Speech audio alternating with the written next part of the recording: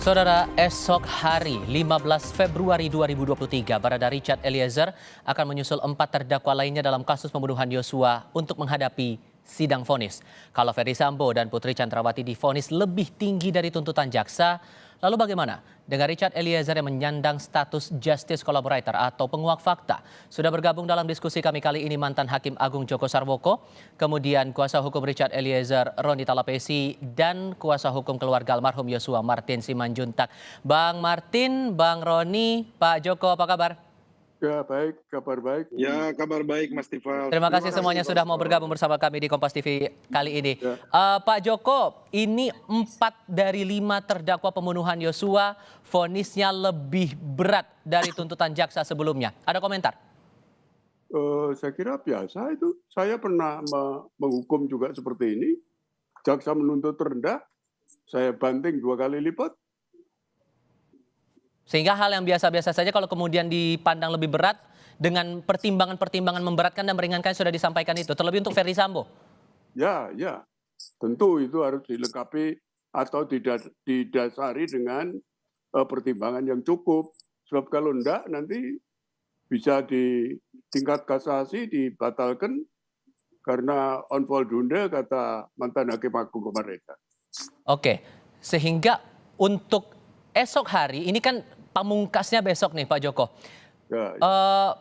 Dengan status Eliezer sebagai penguak fakta, Anda prediksinya gimana untuk Eliezer ini? Bakal lebih rendah dari tuntutan 12 tahun atau bisa lebih tinggi? Saya kok tidak bisa cuman hanya berharap saja mudah-mudahan Majelis Hakim tetap konsisten di dalam menegakkan hukum dan keadilan berdasarkan hukum dan keadilan berdasarkan tuntutan masyarakat, perkembangan rasa keadilan yang ada dalam masyarakat. Oke, kalau Pak Joko masih belum bisa memperkirakan dan mengembalikan ini pada majelis hakim, kalau Bang Roni punya prediksi tidak kira-kira kalau kita belajar dari 4 terdakwa sebelumnya, vonisnya diberatkan semua nih? Iya Mas Tifal, dalam menemukan keadilan kita tidak boleh prediksi. Kita tidak boleh menentukan angka-angka. Nah ini sebenarnya kita harus melihat bagaimana rasa keadilan yang ada di dalam masyarakat.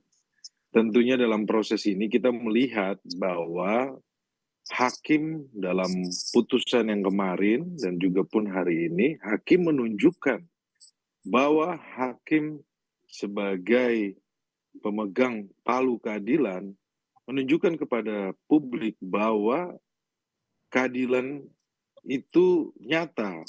Kenapa saya bilang seperti ini? Bahwa hakim konsisten ya. Dari awal persidangan kami sangat yakin kepada majelis hakim. Dalam proses persidangan sudah berjalan terbuka seperti ini, kemudian transparan, kemudian kalau perspektif dari Richard Eliezer, hakim memberikan hak untuk Richard Eliezer sebagai justice collaborator ketika dipisah persidangannya dengan terdakwa yang lainnya. Itu membuat kami yakin. Jadi terkait dengan proses vonis besoknya, kami tidak mau mendahului. Tetapi dalam proses persidangan, Mas Tifal, kita sudah melakukan pembelaan yang maksimal. Konstruksi yang hukum kita sudah bangun dan ini sudah dilihat oleh semua publik ya, bahwa Richard Eliezer dalam posisi relasi kuasa, kemudian di bawah perintah, kemudian patuh dan taat. Saya pikir ini semua sudah dilihat oleh publik. Lebih-lebih kan putusan dari majelis hakim kali ini semua pertimbangannya berdasarkan pada keterangan klien Anda nih Bang. Betul Mas Tifal, secara pertimbangan yang kemarin kami monitor dan hari ini bahwa keterangan dari Richard Eliezer.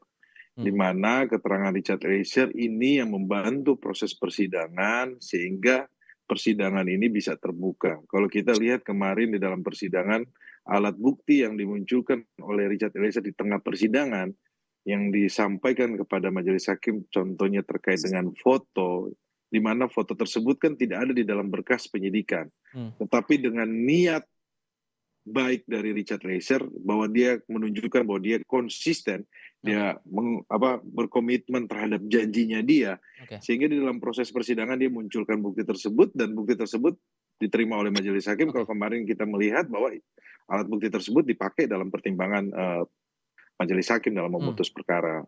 dua Oke. terdakwa yang lainnya. Kalau Bang Martin melihatnya gimana untuk esok hari terhadap Richard Eliezer? 4 terdakwa sudah diberatkan vonisnya ketimbang tuntutan dari jaksa. Anda mencermatinya gimana tuh, Bang Martin? Jadi gini, saya menganalisanya seperti ini di awal ya, bahwa Richard itu ditempatkan dalam agenda terakhir ya, di tanggal 15, tentunya ini ada kaitannya dengan status rekomendasi GC dari LPSK. Hmm. Nah namun, tadinya parameternya itu adalah tuntutan jaksa 8 tahun yang paling rendah ya kepada Ricky dan Kuat. Namun hari ini ya, pasca putusan kemarin, putusan Verdi Sambo dan istrinya yang 20 tahun itu, hari ini Kuat Maruf itu divonis ultra petita 15 tahun. Ricky Rizal sama 13 tahun gitu ya. Nah, sehingga yang menjadi dilematis buat saya adalah 4 orang terdakwa tersebut sudah divonis melebihi daripada tuntutan jaksa kepada Richard Eliezer. Oke. Nah, Sehingga kalau poinnya kita intinya Anda menangkapnya bagaimana? Kalau kita mengikuti apa yang diingini oleh keluarga bahwa terdakwa Richard dihukum lebih ringan daripada terdakwa yang lain, dan juga mengikuti ketentuan Undang-Undang LPSK ya, Undang-Undang 31 tahun 2014 pasal 10A, yang kurang lebih secara teks itu penjabaran juga sama, dihukum oleh lebih rendah daripada terdakwa yang lain. Oke. Ini menurut saya kalau ditarik dari Ricky yang 13 tahun ya, dan nanti mungkin divonisnya hanya 10, itu menurut saya sih masih kurang ringan gitu ya. Oke. Sehingga kalau menurut pendapat saya ikut pendapat ketua tim saya bahwa memang harapan kami dan doa kami ya atas jasa Richard dan juga permintaan maafnya yang juga sudah dimaafkan oleh keluarga korban dapat divonis lebih ringan dari 5 tahun gitu ya. Oke. Kalau kemudian kita kaitkan dengan status justice kolaborator yang disandang oleh Richard Eliezer ini, Pak Joko, sebetulnya seberapa signifikan pengaruhnya untuk bisa meringankan vonis nanti, berdasarkan aturan undang-undang terutama? Ya, undang-undang mengatur di situ diberikan reward berupa pengurangan pemidanaan dibandingkan dengan terdakwa lainnya. Nah, pengurangan di sini memang tidak ditentukan berapa pengurangan, berapa tahun. Tidak disebutkan angkanya. Tapi itu saya kira rasa keadilan masyarakat yang menginginkan itu juga mudah-mudahan ditangkap juga oleh majelis hakim. Oke. Kalau kemudian dengan tuntutan 12 tahun itu menurut Anda sudah ringan buat Eliezer? Ya,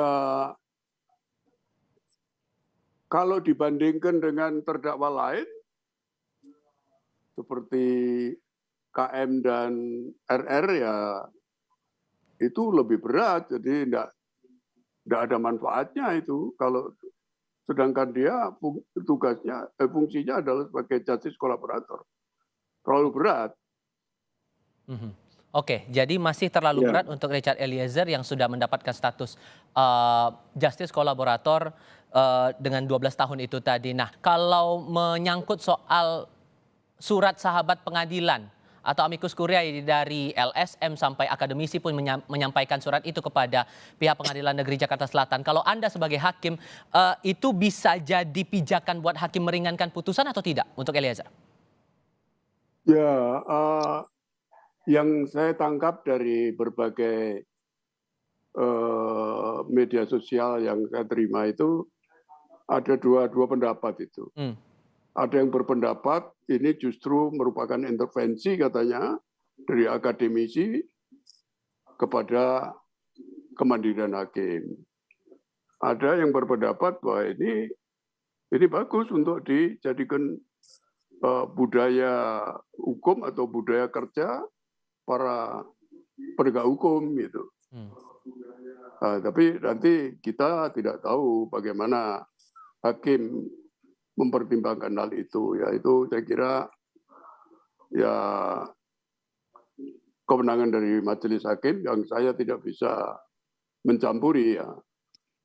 Oke, sederhananya itu bisa saja jadikan pertimbangan tapi tidak akan mutlak mempengaruhi untuk putusan akan diringankan begitu menurut Anda? Ya sebenarnya kalau kita, ya tentu harus ada rujukannya ya. Rujukannya adalah Undang-Undang Kekuasaan Kehakiman nomor 48 tahun 2009 itu di dalam salah satu pasar mengatakan bahwa hakim dan hakim konstitusi di dalam mengambil keputusan supaya memperhatikan dan mempertimbangkan perkembangan hukum yang ada dalam masyarakat, kemudian rasa keadilan yang tumbuh dan berkembang di dalam masyarakat. Nah, sebenarnya dengan frasa itu dapat dipersepsikan bahwa itu merupakan kewajiban hakim sebenarnya. Oke, kalau kemudian skemanya begini Pak Joko, ini 4 terdakwa sudah diperberat, ada pidana mati 20 tahun, 15 tahun, 13 tahun. Kalau kemudian Richard Eliezer tetap pada tuntutannya 12 tahun nanti pada vonis, apakah menurut Anda itu sudah ringan putusan untuk Eliezer dalam kasus pembunuhan berencana dengan pasal 340? Saya tidak bisa menilai begitu ya, artinya ya rasa keadilan itu keadilan yang tertinggi katanya justru ketidakadilan katanya. Atau hakim bakal mengikuti sentimen publik yang meminta harus ada keringanan untuk vonis terhadap Richard Eliezer ini? Ya bisa iya, bisa tidak. Itu tergantung pada bagaimana musyawarah hakim. Kita tidak bisa masuk ke sana ya. Oke.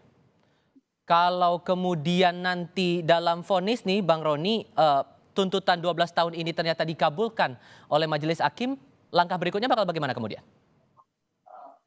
Ya nanti kita lihat Mas Tifal kan, kalau Kita belum bagaimana ke depannya. Tetapi intinya adalah begini, jangan sampai vonis ini juga pun merenggut masa depan seorang pemuda yang dia berjuang keras masuk polisi, dia menjadi harapan keluarga, menjadi panutan, kemudian bagaimana kehidupan dia sebagai orang yang keluarga sederhana. Jangan sampai ini terenggut juga gitu loh. Kita lihat bagaimana sudah ada korban, tapi kami mau ini jangan sampai Richard Eliezer menjadi korban yang kedua kalinya juga.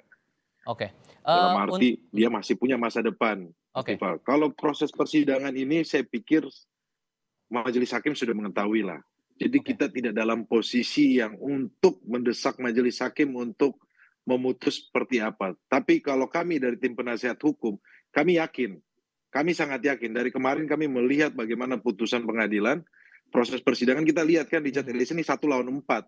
Tetapi di dalam putusan itu mewakili rasa keadilan. Jadi kami yakin, Mas Tifal. Jadi kalau putusannya besok, kita harus yakin. Gitu. Harus yakin dan ada persiapan khususkah menuju esok hari bagi Richard Eliezer secara pribadi nih Bang?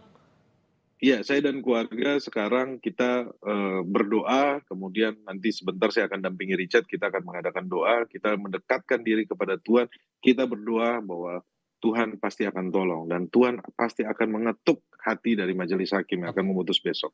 Ya. Singkat saja, Bang Martin, yang diinginkan kemudian dari pihak keluarga, ini besok akan jadi terakhir untuk kasus pembunuhan berencana terhadap Yosua Huta Barat. Singkat saja, apa yang Anda inginkan untuk vonis terhadap Richard Eliezer? Kalau yang keluarga inginkan lebih ringan dari terdakwa yang lain. Kalau yang saya inginkan, saya sependapat dengan Kamarudin Simanjuntak di bawah 5 tahun. Demikian, terima kasih. Kalau kemudian menuju vonis besok dari tim penasihat hukum, Bang Roni, apakah ada kesiapan khusus dan juga Eliezer penegasan saja? Ya, kami dari tim saat ini kita fokus untuk lebih banyak waktu untuk berdoa. Kami berkumpul, kami mengadakan doa bersama untuk menjelang putusan besok, saling menguatkan, terutama juga untuk keluarga. Saat ini kita dampingi juga, supaya menguatkan agar besok siap menghadapi vonis.